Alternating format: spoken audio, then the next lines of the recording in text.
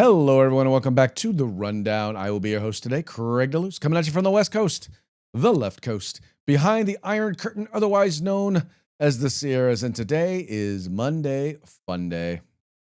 I stop what you're doing, cause I'm about to ruin the image of me that you're used to. I look money, a king bee making honey, see? Deep state, I hope you're ready for me. Now gather round, I'm the new sheriff in town. All my people rise up and stand your ground. Now drink up all the Diet Coke you got on your shelf. So just let me introduce myself, my name is Trump D.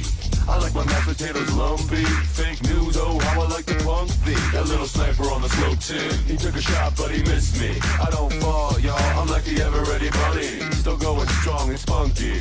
So put on your big boy pants, come on, let's do the dance. The Trumpy dance is your chance to do the Trump. Come on, do the Trumpy Trump. Come on and do the Trumpy Trump.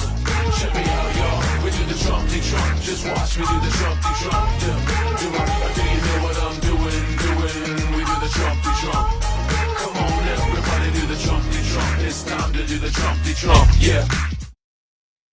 A double Big Mac. That's right, folks. We are having a good time here on Monday Fun Day, celebrating the weekend, celebrating the aftermath of Juneteenth. For those of you who celebrate Juneteenth, you might recall that is the day that the Republican president freed slaves from their Democrat slave masters. That's right. I like kind of pointing that out because that was really kind of how it went down. Not lying, just kind of it. Anyway, it was for those of you who do not know, it is the day in which the Texas, when slaves in Texas were actually informed that President Abraham Lincoln had signed the Emancipation Proclamation, and it's now become a national holiday or a federal holiday. It's been celebrated in the Black community for years, for decades, but it's just now become a federal holiday just over in the last few years. Anyway, we're going to talk a little bit about that. We're going to talk about Independence Day. We're going to talk about America and do Democrats really hate America? We're going to talk a little bit about that and, who loves America or is proud of being American more. But we're going to get into all of that in a little bit. But first, we're going to start the show how we usually start the show, and that is with a quick shout out to our sponsors. We're going to start with the folks at Hitman Industries. They make rifle and pistol caliber barrels available for you to purchase at any length. All you have to do is go to hitmanindustries.net. Check them out today. Then we've got the California Republican Assembly working to help elect conservatives at all levels of government, from school board all the way up to President of the United States. In fact, Ronald Reagan once referred to CRA as the conscience of the Republican Party. Find out why by visiting them online at cragop.org. And then we've got the best in concealed carry tactical holsters available on the market. You will find them at Hog Holsters. That's right, Hog Holsters, Hawg Holsters. That's right, spelled kind of funny, right? Yeah, no, it's spelled because they like helping Americans wear guns. Learn more about their product. All you got to do is go to hogholsters.com. And when you get there, make sure you use the discount code The Rundown. All caps, no spaces, one word, just like it is right up there. And you're going to get your hog holster on discount today. And then finally, folks, it's that time of year, right? Probably once or twice a year, you're probably updating your gear. Well, now is the time to do it, folks. Matter of fact, especially if you are part of a group. So if you're the purchasing agent for your department or for your unit, maybe you're the head of purchasing for your Cub Scout unit or your Boy Scout unit or whatever. Maybe you just like doing it, whatever it is. If you do group sales or group purchases, you need to check out uscombatgear.com. They have a huge selection of items. They have very competitive pricing, once again, especially when it comes to group sales, and they have phenomenal customer service. All you have to do is visit them, uscombatgear.com, the place where you will find all things tactical except the gun. And then finally, I want to encourage you, if you have not already done so, please take a moment and subscribe to the 2A newsletter. This is produced by 2A News, which is one of the producers of this program. Go there. First of all, just go to 2anews.us. That's 2anews.us. Hit the subscribe button here, and that'll allow you to put in your email address and subscribe. And here's the cool thing. You will get all of the 2A news you need every day, whether it's from Bearing Arms, whether it's from The Reload, whether it's from A Truth About Guns, Wherever there is gun news, trust me, we will find it and we will bring it directly to your inbox. You won't have to go looking for it. You will find it. You will find the various different gun blogs. You will find the vlogs. You will find the videos. You will find the explainer videos. You will also be able to find cool deals that will be available for you to purchase firearms and firearms accessories. All of it will be right there in your inbox. And here's the best part, folks. It is absolutely free. That's right. It is free for you to purchase. So go there, check them out. Please take a moment. Please take a moment. Become a subscriber of 2A News. Just go to 2A Newsletter. Just go to 2anews.us. Once again, that is 2anews.us. Now, also want to encourage you, if you're watching this program during the 3 o'clock hour on the West Coast or the 6 o'clock hour on the East Coast or, kind of anywhere during that time in between, you're watching us live, which means we're taking your comments. We would love to hear what you have to say about the program. Whether you agree with us or you disagree with us, we want to hear from you. It's actually more interesting if you disagree, because then we have the opportunity to mock you. Oh, wow. Is that a mockingbird? Man, is that a mockingbird? Is that a mockingbird?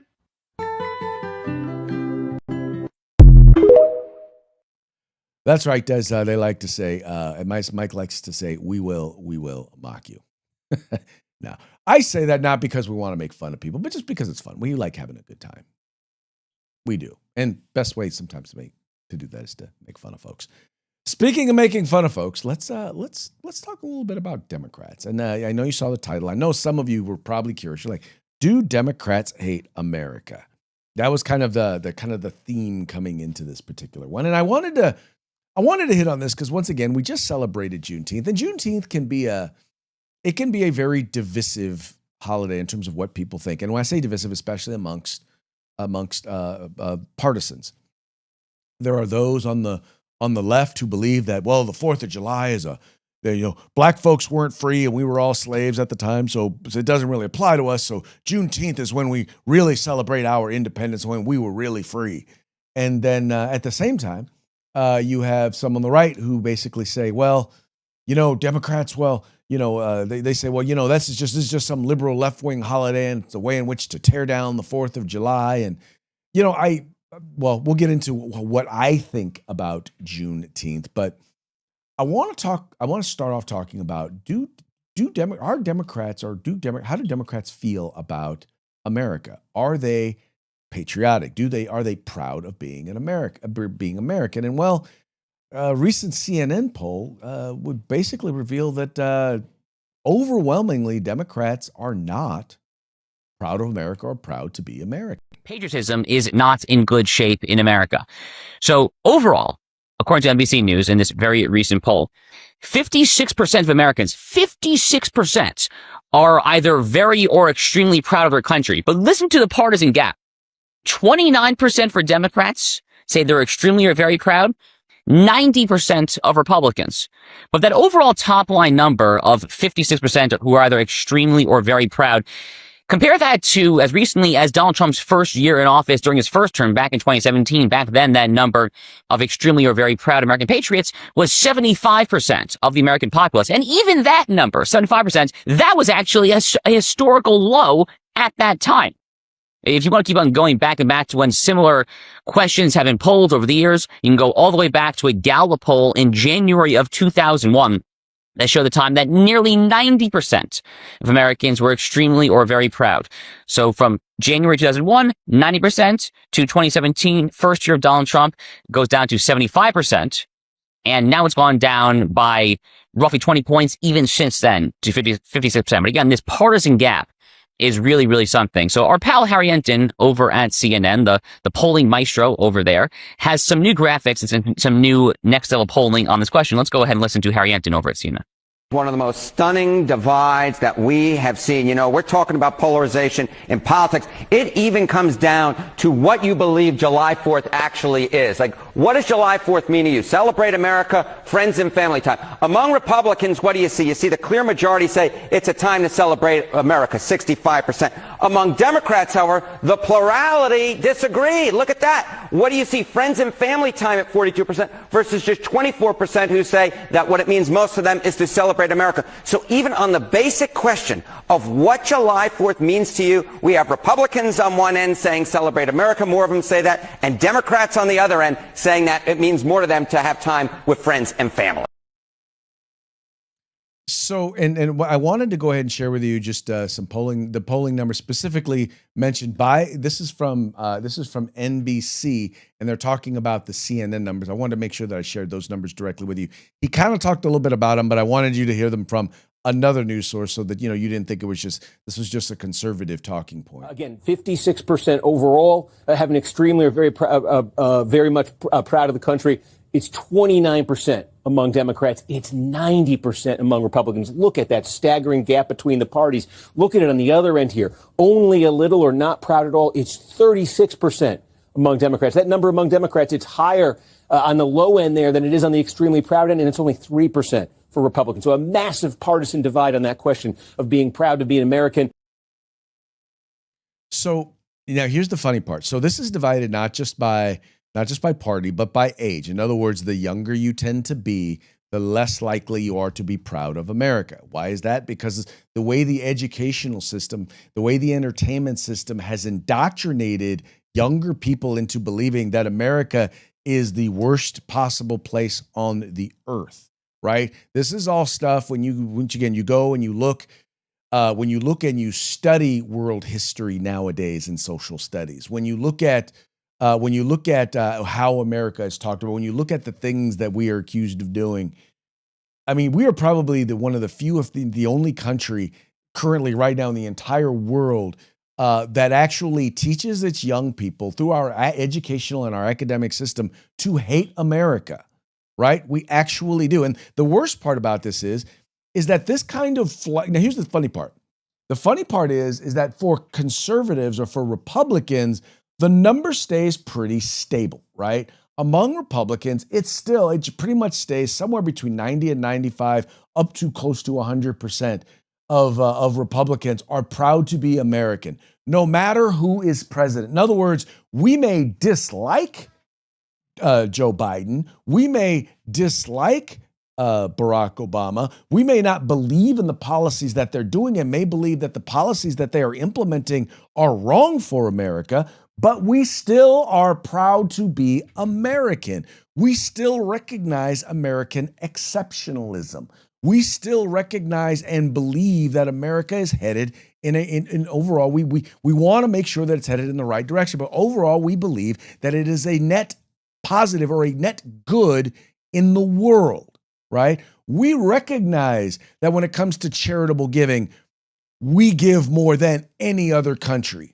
Right? We put more out there in the world to help other nations out of our own pockets. I'm not talking about the government taking from us. Yeah, we give more of that. We do more foreign aid than anybody else in the world. But I'm talking about out of our own pockets. We give more out of our own pockets than anyone else in the world. And that's not just overall, that's per capita as well. Right? So we recognize that we have one of the highest standards of living in the entire world, where, our people in the United States of America who are considered low income, they have a roof over their head. They can potentially be obese. They have a cell phone and a flat screen TV. Those are people who are living in poverty here in the United States. We recognize all of the innovations that have come out of the United States that have been developed by our free market economy. We recognize that. And we recognize that, yeah, we've been guilty of doing some stuff we shouldn't have, some things that are nice. I mean, slavery is just one of the things that you can look at historically. Our historic treatment of Native Americans, in part, yeah, a lot of that was really, really bad. But overall, America, the United States of America, has been a net positive. Now, Democrats, on the other hand, they're always focusing on the negative, or mostly focusing on the negative. But when they have someone that they believe in that is president, when they have someone like a Barack Obama, well, then they become more proud to be an American. They become more proud to be an American because they watch Barack Obama go around the world and kowtow to our enemies, spit on and crap on our friends, and basically denigrate us as a country. Basically, like what Barack Obama did when he got elected president, he went around and did an apology tour. We apologize for being America. That's what he did. And he acted as if America was a net negative to the world, and he was going to change that by, instead of leading in the world, he was going to lead from behind. And as a result, we saw things go on in the Middle East. By the way, this was, by the way, a guy who earned a Nobel Prize because he was supposedly going to improve race relations. He was supposedly going to bring peace to the Middle East. He was supposedly going to do a lot of stuff. He was supposedly going to be the great unifier. Instead, he was the great divider. And you don't have to believe me. Go back and look at the polls. Race relations between the time that he was elected president to the time that he was no longer president dropped through the floor. Went through the floor, right? But while he was president, more Democrats were proud because, well, hey, at least we elected us a black president. Anyway, but that's the thing. So they don't really see, for example, the 4th of July as a holiday, right? As a holiday worth celebrating, because in many cases, once again, they are not proud of being American. One great example of that is Joy Reid. Now, Joy Reid doesn't have a TV show anymore because, well, let's just be honest, nobody cares what she has to think. Well, I take that back. I care what she has to think because what she says out loud is what many on the left believe. In particular, those who are part of the grievance left, right? Those who are part of the BLM woke left. It's important to hear, at least there are people out there who are willing to say out loud some of the stupid things that they believe. And here is one where she's actually talking about the 4th of July and why and her weird, odd belief that black people don't celebrate the 4th of July. I have no idea what she's talking about here, by the way. Because in many ways, and with apologies to my dear spicy white friends, because I know that my white brothers and sisters do love a 4th of July. It is Independence Day. Everybody's barbecuing. It's a thing. I can promise you, black folks, we will take that day off. We will barbecue because we off. But black people, that nobody black I know is really excited about the 4th of July because it is what Frederick Douglass said it is. It is the celebration of slaveholders who freed themselves from having to pay taxes to the crown for their slave empire. And that is what it is. I mean, so let's be clear. All right. And what's funny about this is that she is both right and she is wrong. In particular, when it comes to her quote from Frederick Douglass, because keep in mind when Frederick Douglass said this, right? Frederick Douglass said this when, guess what? We were still slaves. And he said it at the time because he's trying to point out that the American dream has not become the American dream for everybody. And he was right. But he also recognized at the time that as we were discussing, as the founding fathers were discussing the independence, even they recognized that the fight for independence was not done, right? In other words, until we lived up to the credo of all men are created equal and are endowed by their creator with certain inalienable rights, and among them are life, liberty, and the pursuit of happiness, the independence was incomplete. And so, for lack of a better day, and this is the reason why I support the idea of celebrating Juneteenth, because it was the culmination of that for all Americans. Now, admittedly, after that, right after the freeing of the slaves, and once again, we don't celebrate the day the Emancipation Proclamation was signed. We don't celebrate the day that the war ended and slaves were officially free. It literally was someone picked a day and, well, how about this day when people found out about it? So, okay. So I'm not necessarily, oh my God, it needs to be a federal holiday, but the acknowledgement that America actually sacrificed, I feel blessed to say sacrificed 500,000 of its of its sons, right? Overwhelmingly white, by the way, in order to see that the American dream, that the promise of life, liberty, and the pursuit of happiness was available to all Americans. That's what Juneteenth represents. Now, I don't think you can celebrate Juneteenth by itself, because you have to celebrate when we began working on the promise to the time that we made the promise for everybody, made sure it was available for everybody. So yeah, I have no problem celebrating Juneteenth. I don't celebrate it for the reason that Joy Reid celebrates Juneteenth. Because for her, she's like, well, that's when democracy was really created. No, it began before then. I mean, truth be told, democracy began back during the first democratic nation states, or I would say quasi-democratic nation states back in ancient Greece. And then there's also Rome. But truly here in America, it was a period of time, right? And we found our way through that to finally get done what needed to get done. So for those of you who say, well, it's a liberal left-wing holiday, I'm sorry, no. I will not. And by the way, it is also for those of you who are Republican, it is a culmination of the founding reason for the Republican Party, and that was to free the slaves.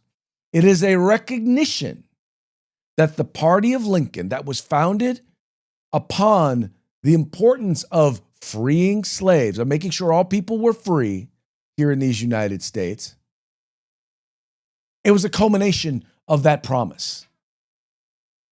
And by the way, as we went forward, right, whether it was Reconstruction, whether it was fighting against Jim Crow, whether it has always been Republicans who have fought for equal rights, for us to be judged by the content of our character, not the color of our skin.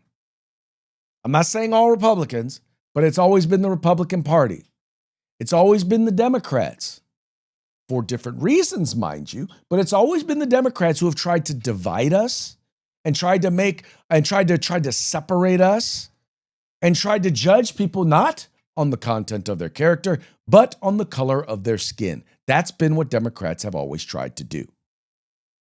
Before they did it because they wanted to control black people. Now they do it because they say, well, they want to help black people. But in reality, let's be honest, because their programs are pushed largely to promote government dependency, right? To promote and push a particular ideology onto our people as a whole. Their new ideology, their now desire to control, is not out of a desire to help, or maybe it is out of a desire to help, but it's still a desire to control. And that's exactly what it is that they want to do. And that's why they name call. That's why they beat up on. That's why they try to pass laws to keep people from being able to speak the truth. That's why they fight against free speech these days. Because they are not interested in helping people. Or even worse, they're not interested in allowing people to help themselves. They are more interested in controlling people. And if you are the ones who control the resources that people have access to, then you are the ones that control those people. And they don't want you in control of your resources. They want to be in control of your resources. And what they realize is, and this is why I call them the new neo-Marxist left, is they realize that the old Marxism that was based on economics didn't work because, well, the people who were part of the working class, who actually were interested, who were actually willing to work, who actually wanted or willing to work for better, they weren't interested in revolution, because when they actually realized that when they put hand to plow, they realized that they could own something, that they could bring value, and that they could be compensated for that value. And they realized this free market economy stuff works. That communism stuff don't necessarily work. So they realized once that didn't work, and they disappeared into academia at Yale, at Harvard, at Columbia, at Stanford, then they realized, well, we need to find the aggrieved people, right? And then they started developing these new this new cultural Marxism, right? They found aggrieved people. They found aggrieved women, the feminists. They found people of color. They found people of different gender and gender identities and sexual preferences. And they said, they found the environmentalists, right? They found anybody who hates Israel. They found all of those people and they put them all together. And I will continue to tell you this. Take the time to go and read basic foundational books and documents on the new feminism, on transgenderism, on gender identity, on gender identity, right? On the what's it called? On gender theory. Gender theory. That's what I was looking for. Read critical race theory. Listen for the buzzwords. Listen for the things. It's all there. By the way, make sure you go back and read the Communist Manifesto. Once again, it's all there. All of it. It's not hard to see. All you have to do is look at it and actually read it. And you'll see all the terms, all the terminology, all the inferences, they're all right there. And the tools, the things that they want to do, the plots and yada, yada, yada, the schemes that we tell you that they're doing, that I've told you that they are engaging in, I'm not pulling this out of my butt. There are books that are written. They've put their names on them. The difference is that most of us haven't read those books. We haven't read those books. But I'll tell you what, the people writing at the New York Times have. They don't even know that they've read those books, but they have. They don't even realize that they've gotten those terminologies, but they have. That's why when you hear people complain about critical race theory, and they're like, well, critical race theory is not anywhere. No, because you haven't bothered to go back and read. You haven't bothered to go back and read the policies that are put in places by places like California's Department of Education. You haven't read their policies. You haven't read the people that they reference on these things. The people who are the founding mothers and fathers and Z's and Zers of gender theory, of critical race theory, or of the modern environmentalist theory. You haven't taken the time because, well, we're kind of busy. Anyway, take the time to go look at it, folks. Trust me, it is all out there. It's all propaganda. And by the way, these folks are not pushing this propaganda on their own, right? They're getting help. And they're getting help none other than from, for example, the Chinese, as well as, by the way, companies that want to control media here in the United States. One example is an organization named NewsGuard. NewsGuard is an organization that is actually pushing, they want to use AI, right? They want to use AI in order to fact check media, right? They want to use it for censorship. The funny part is that they actually rate Chinese propaganda, stuff we know to be Chinese propaganda, they actually rate that as more reliable than conservative news media. This is a piece over at Breitbart. It says here, pro-censorship group NewsGuard is working to train AI models to fight misinformation, while rating Chinese state-owned media outlets as more reliable than American center-right news outlets, according to a report. The Washington Free Beacon reported that NewsGuard, the pro-censorship group operating a blacklist against conservative media, announced a tool in 2023 for AI companies. NewsGuard claims to rate credibility of news outlets based on the likeliness that the outlet would spread mis- or disinformation. The organization then sells its data to advertisers that would then discourage said advertisers from placing ads on disfavored media. Breitbart reported that that GDI claimed that top 10 outlets at most risk of spreading disinformation include center-right outlets, such as The Federalist, The New York Post, while those labeled as the least likely to spread disinformation included Huffington Post and ProPublica. NewsGuard reportedly encouraged AI companies to use its data during the supervised learning process, a technique that influences how AI models analyze information and coordinates AI outputs with developer preferences. The Free Beacon reported that NewsGuard would license its data in a machine-readable form that would be ideal to train AI chatbots to discourage the spread of disinformation. Now, mind you, let's be real what they're talking about. And this is, by the way, when you hear government talk about disinformation, when you hear the left talk about disinformation, 9 times out of 10, they're talking about conservative information. They're not referring to whether something is right or wrong. They're not referring to whether or not the data supports something. They are referring to, once again, whether or not it agrees with their principle or ideas. And once again, you can go back through it. This is a major concept of the left. This is one of the big things that they want to do. This is one of the big things of Marxism, is to actually control what the left believes, to control what you hear, what you believe, what is considered misinformation or disinformation. And they make it real simple. I mean, think about this. Do you know where the largest source of news information is for Gen Z? Anybody?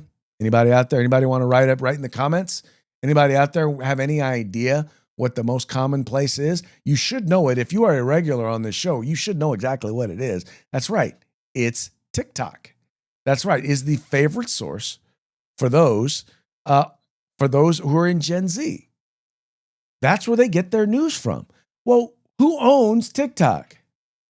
ByteDance. ByteDance is a Chinese-owned company. Let me clarify. It is run by the Chinese Communist Party. It is, according to the Chinese Communist Party, it is a propaganda tool that they use against the United States.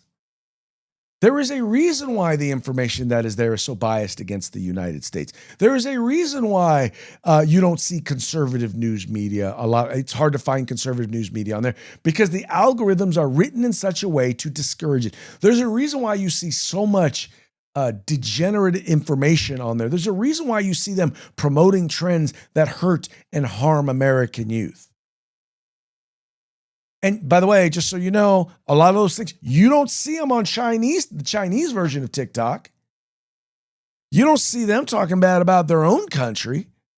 Nope, they're just talking bad about us.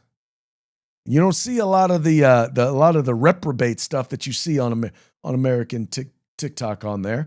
But their goal is to undermine us, to undermine our values, to destabilize our country, to destabilize our families. But they don't care. Y'all don't care. Anyway. So, folks. Anyway, my point being, be careful where you get your news, right? I hope that I am not the only place. I'll let you know about stuff. I'll hype you to stuff, but do me a favor. Don't just take my word. Look some of the stuff up. Look some of these articles up that we bring up, right?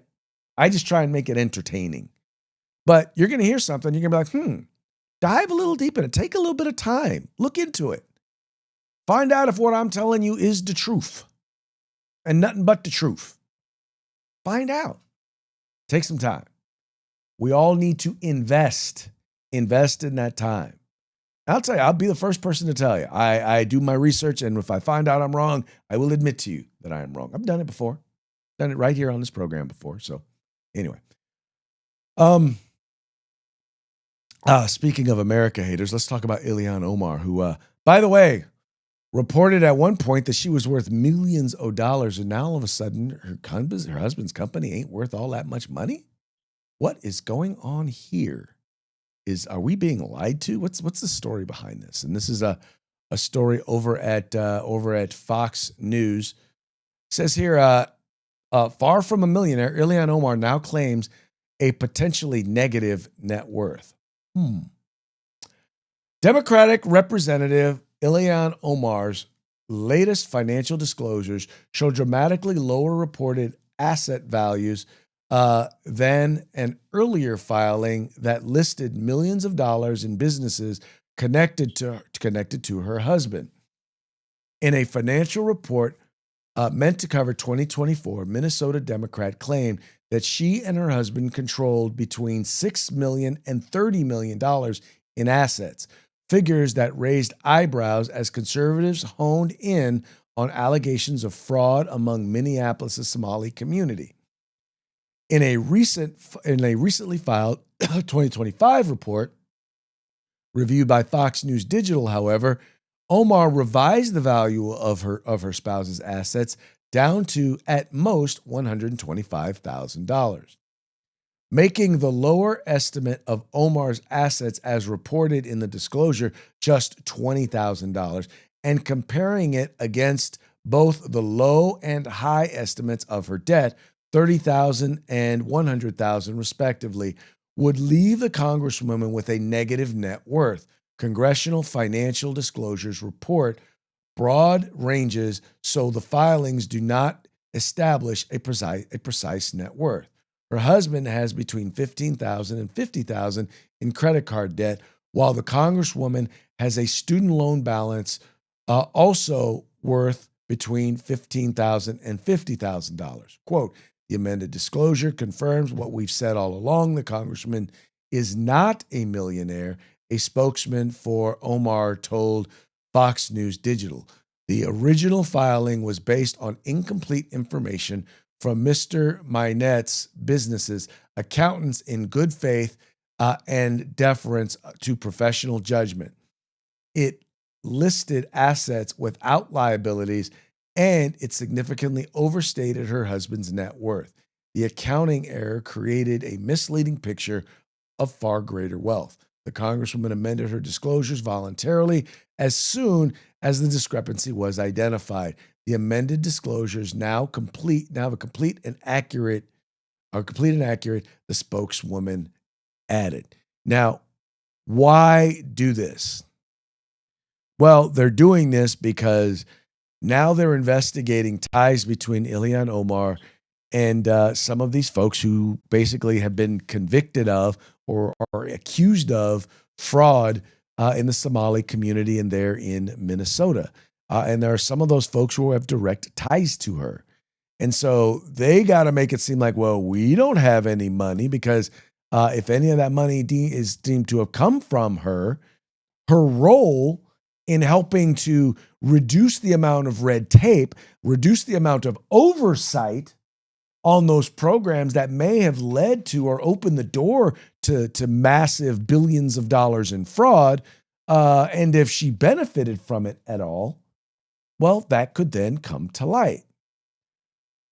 I don't know because I have not looked at the financial disclosures enough to know whether or not the original disclosures are correct or whether or not the current disclosures are correct.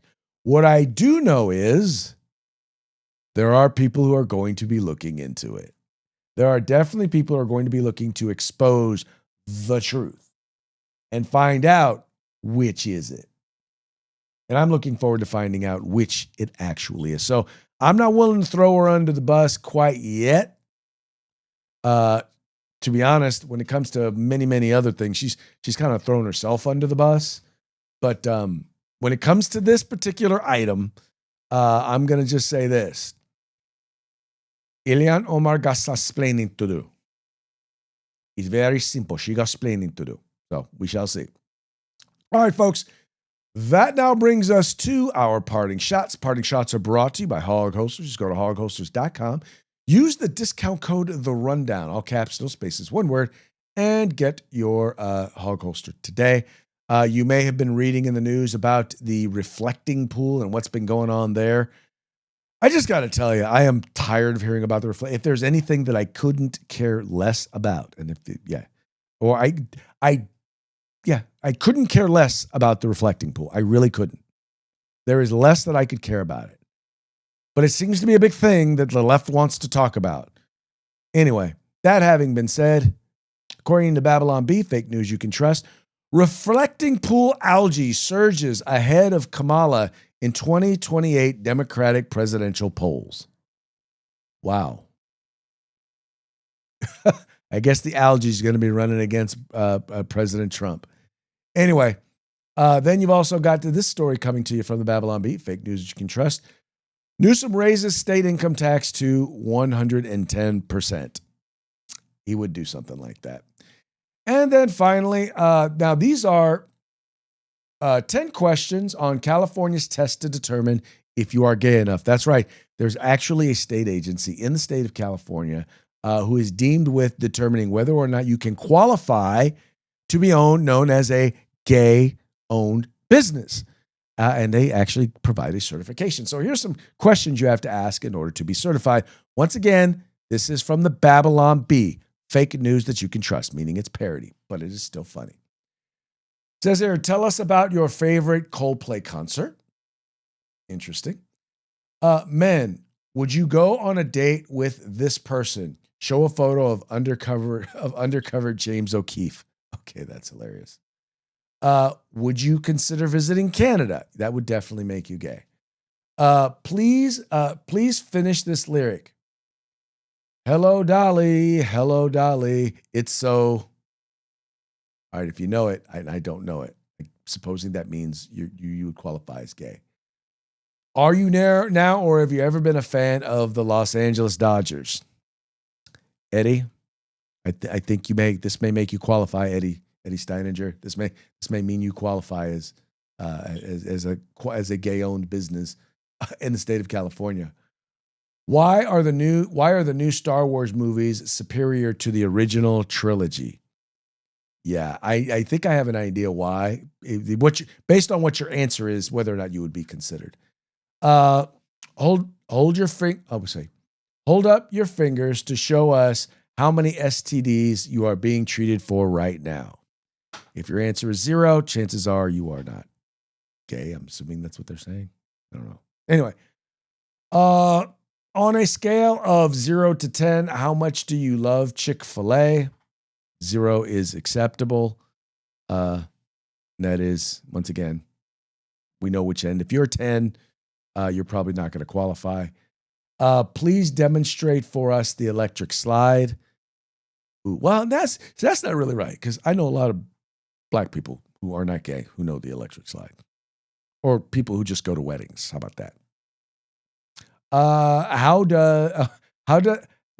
Does the city of Sodom in the Bible sound awesome or what? Yeah, if it sounds awesome to you, yeah, you probably qualify in the state of California. Anyway, folks, that's going to be it. Okay, so folks, we're here now at the end of our program. But before we go, we're going to do one more quick shout out to our sponsors. We have Hitman Industries rifle and pistol caliber barrels available for you to purchase at any length at hitmanindustries.net. The California Republican Party, the conscience of the Republican Party. Check them out at cragop.org. The best in concealed carry tactical holsters on the market can be found at hogholsters.com. That's HAWGholsters.com, helping Americans wear guns. And then finally, the place where you can find all things tactical except the gun would be at uscombatgear.com. And one last one, make sure that if you want to get your 2A News in your inbox, please visit 2anews.us. That's 2anews.us. All right, folks, that's it for today's program. We very much appreciate you tuning in. We appreciate you liking and sharing the program and encouraging your friends to do the same. We will be back tomorrow on Taco Tuesday. Till then, y'all have fun. Stay safe. We will see you mañana.